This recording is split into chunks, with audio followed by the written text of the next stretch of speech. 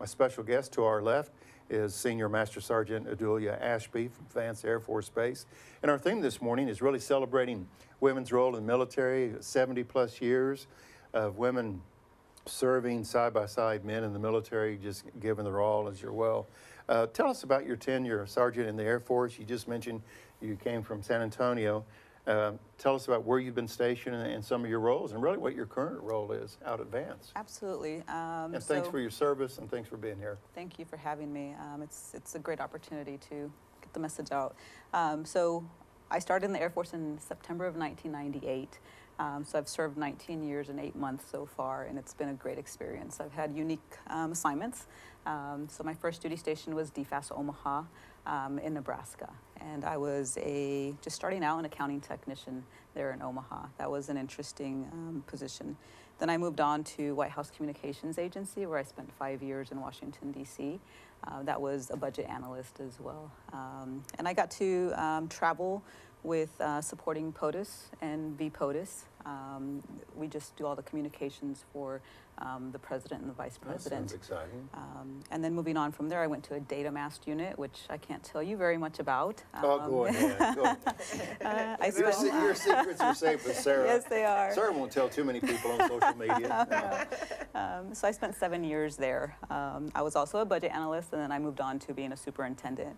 While I was in that data mast unit, I got to deploy to Afghanistan for a full year when my daughter was 9 months old. Wow. So that was tough, but I got through it. Yes, but many people go through it. So a year in Afghanistan was amazing. I loved that experience. That's what I joined for. And then I moved on to Joint Base San Antonio for 2 years, and then I came here to Vance. So here at Vance, I am the superintendent of the wing staff agencies. It's 18 agencies that are support agencies for the base. So we have so many different mission sets in there. It's over 100 people that I kind of help oversee, military and civilian. So it's a great opportunity and great growth, little by little, progressing along the ranks. Very good. Well, we are really glad to have you here this morning. It is actually an amazing celebration, I guess. 70 years of women in the U.S. Air Force is such an accomplishment. So it's really nice to be able to bring that awareness. But when you think of military, you think of, there's so many options, you know. How did you end up choosing, or how did you end up going with the Air Force?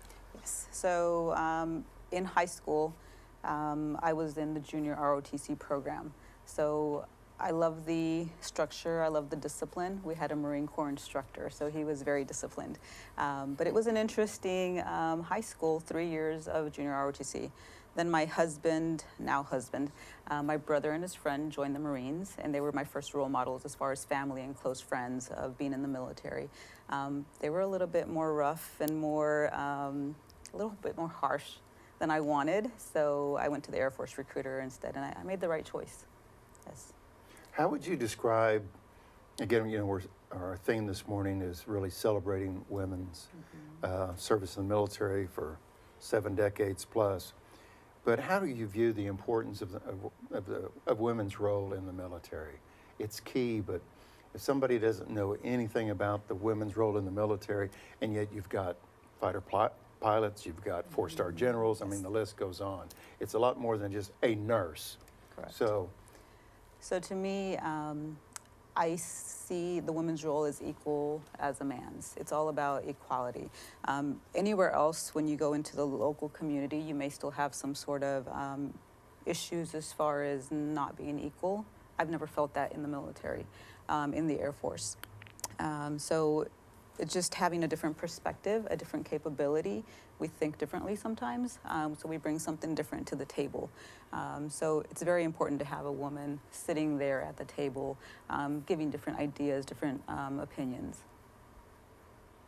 Right. Do you have any recommendations to other women about serving in the military or the Air Force?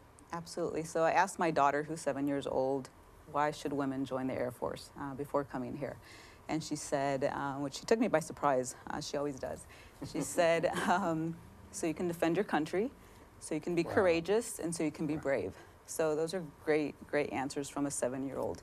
So I would say to any woman that's out there that's trying to think about joining the service, you have a lot to bring to the military service. Come join us, come defend your country. You're stronger than you think. You don't know until you get put into those positions whether you're going to thrive or not, but most likely you will. So bring anything that you can. There's many benefits. There's many things many opportunities. You can change from different career fields. There's so much out there for the military, but at the same time, you're defending your country, and that's what it's all about. So bring that to the table. Come join us, please. We're happy to have you. There are so many people that are joining now. We have 2 young women that just joined our team straight from basic training. They went to their tech school and came in, and they're going full speed ahead. We're very amazed with some of the young women that are joining the ranks today. And doing some research, Sergeant, in preparation for this visit today, I saw that in 1976, the first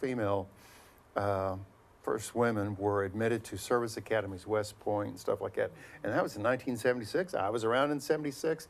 I hadn't realized it had been that long. How, based on what you know, how did that change or open the door or just change the dynamics in the military, knowing that women can now go to Naval Academy, West Point, the list goes on? Right. I think That had to open the doors for opportunities. It absolutely opened the door to women seeing themselves in a leadership role and to see a change in the gender role in the military. So I think it's a great opportunity. It opened up the doors. It allowed women to see themselves as leaders, not only in the academies, but to say, hey, you know what, I can go be a squadron commander. I can go lead a big team. I can be a MAGCOM commander at some point. It allowed women to dream, essentially, and be in bigger roles. It's there's a family, friends of ours that live in Norman. Their daughter is in the Naval Academy. Nice. She's in her 2nd or 3rd year. I've lost track. It goes so quick. But you're just thankful for those opportunities because you knew she was going to excel in that. So Absolutely. It's very impressive. You know, with those opportunities come a lot of achievements as well. So we know Janet, I hope I pronounced the last name correct, Janet Wolfenbarger was the first female 4-star general. What does that achievement mean to you? And you're welcome to correct me on that last name if I mispronounced it. Because I think you had a personal relationship with this 4-star general. You knew who she was. Not one-on-one, but yes, General Wolfenbarger, I actually served under her when she was in charge of the Air Force Material Command.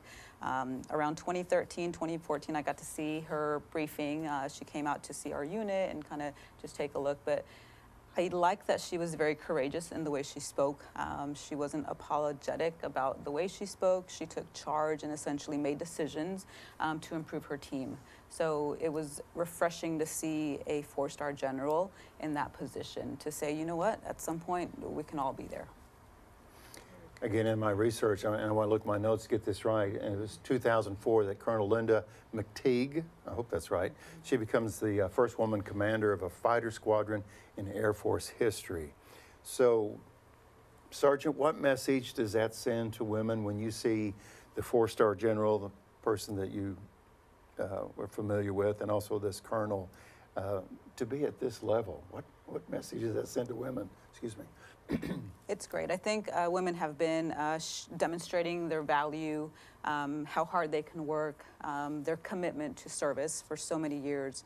And now they've gotten to the point where, you know what, let's let women into combat roles as well. So not only in support roles or in medical or in secretarial type jobs, but you know what, now we're ready for combat. But it took a little while to get there, but now, again, women have proven themselves. They can be on equal playing fields. And you know what? It's great. Again, little girls can dream now at being a fighter pilot or going and being a MAGCOM commander. That's amazing. So many opportunities now where instead of saying, you know what, I'm going to come in and be a secretary, I'm going to come in and do finance. I'm in the finance career field. Now it's opening up more to men, the finance career field. But being a combat role, that's amazing. It's great to see that now, that women can aspire to do that. It's 7:51 on Thursday morning as we're celebrating women's service in the military, 70-plus years. And it was pointed out to me that Esther Mcgowan Blake was the first woman in the Air Force back in July of 1948. So, Esther, thank you for paving the way for many. Absolutely. So.